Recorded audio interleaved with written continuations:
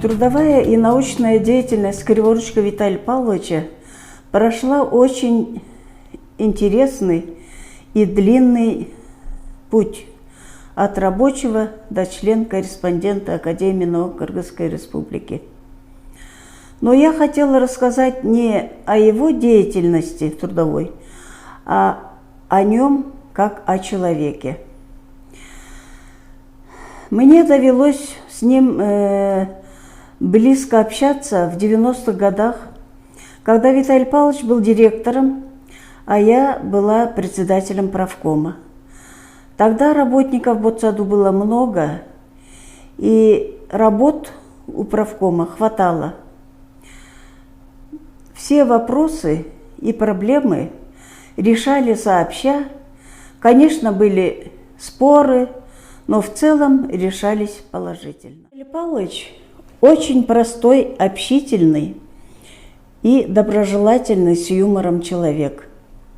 Глядя на него, нельзя было сказать, что он доктор наук, что он член-корреспондент Академии наук, потому что он мог общаться с каждым человеком, с трактористом, с рабочим, с сотрудниками, с академиками.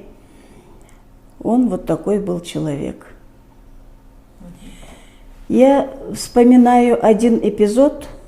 У декана биофака КГУ был юбилей. И мы, Виталий Павлович, ученый-секретарь и я, поехали поздравить его. Когда приехали к нему, Виталий Павлович корзину с цветами дает мне, чтобы я зашла первым и поздравила его. Потому что Виталий Павлович знал, что декан факультета Рустембеков Сарбагыш Султанкулович был моим руководителем дипломной работы.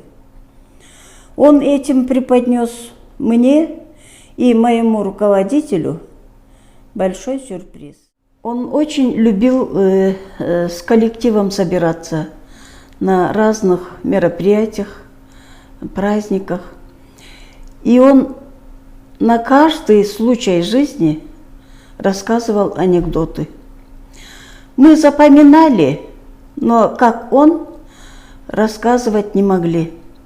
У нас ни у кого не получалось. Он говорил, что коллективные сборы укрепляют дружбу коллектива.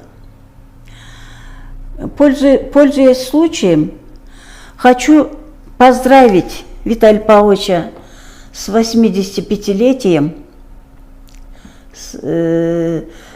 пожелать ему здоровья, творческих успехов и всех благ.